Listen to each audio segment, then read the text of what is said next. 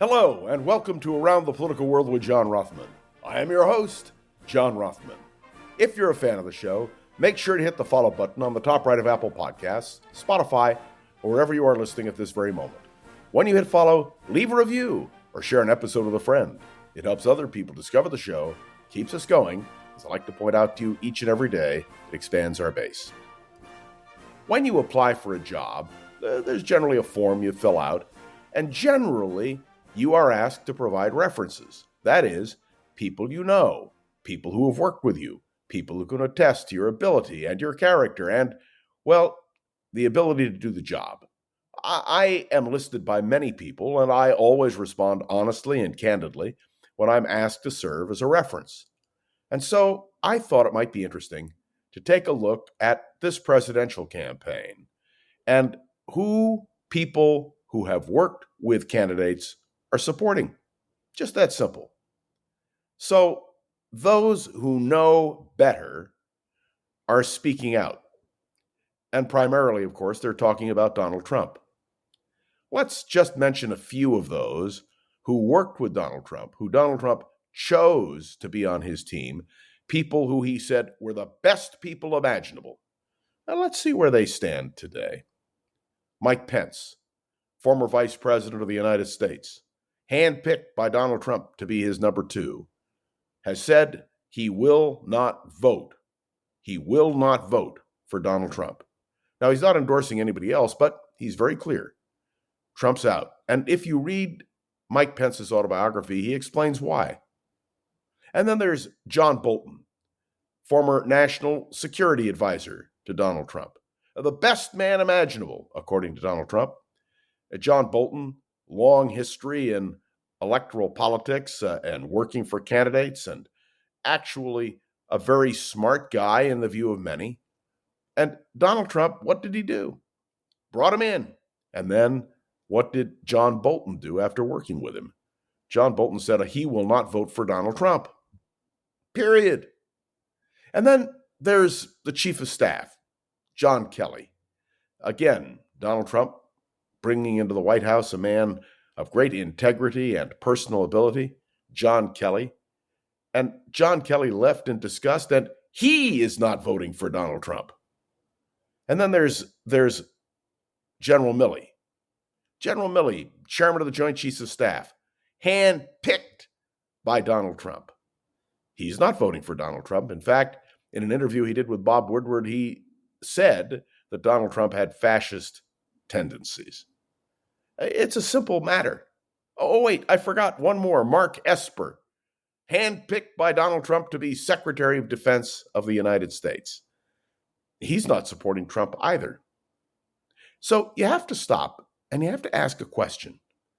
If the people surrounding Donald Trump, the people who he chose, and remember, he got his start, if you will, on The Apprentice as somebody who could hire and fire, only hiring the best people. If you have people who you have personally hired, none of whom are voting for you, doesn't that say something?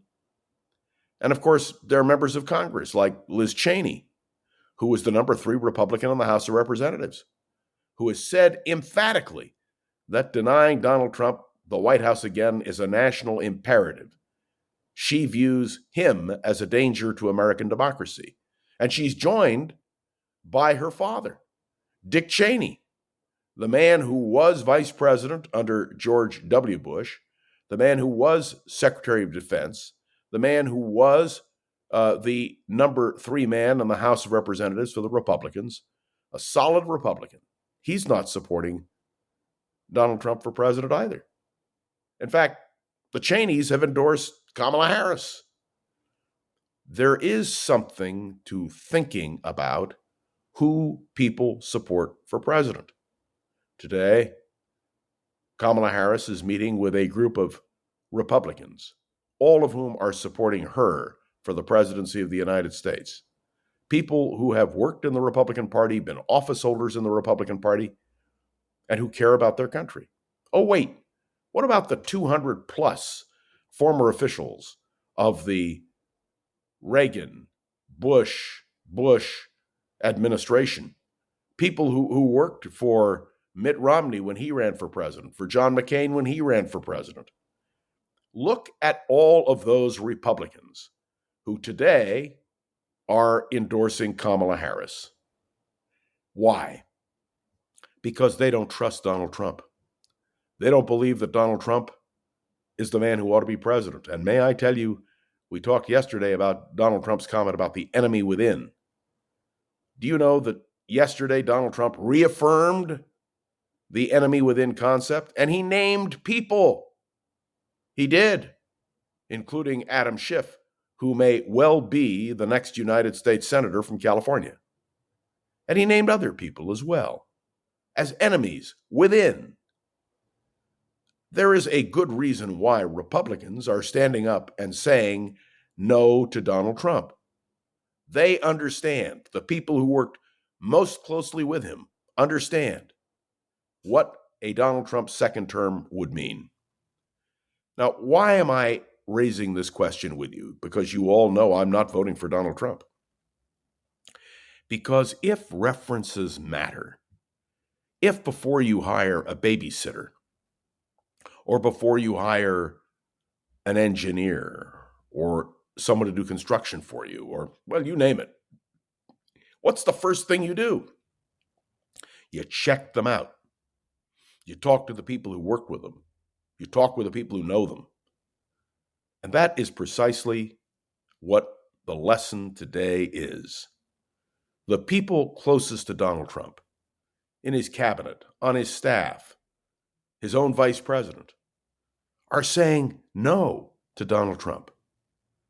Shouldn't that give us all pause to wonder, to think, to reflect? If you are a Trump supporter, I ask you, do references matter? Those who know better are speaking out. And I reflect with you on that today, 20 days out from an election, which will determine the course of our history for the foreseeable future. Thanks for tuning in to another episode of Around the Political World with John Rothman. Make sure to follow along and let me know your thoughts on the show by leaving a review on Apple Podcasts, sharing an episode with a friend or colleague, so we can continue to grow and expand, which is, of course, our goal. You can interact with me on LinkedIn and on Facebook. Many of you do. And I appreciate the emails as well. I try to answer them all. And, of course, my special appreciation to the wonderful producer of this podcast, Gogo Zoger. I am John Rothman. You are listening to Around the Political World with John Rothman, and I'll be back with you tomorrow.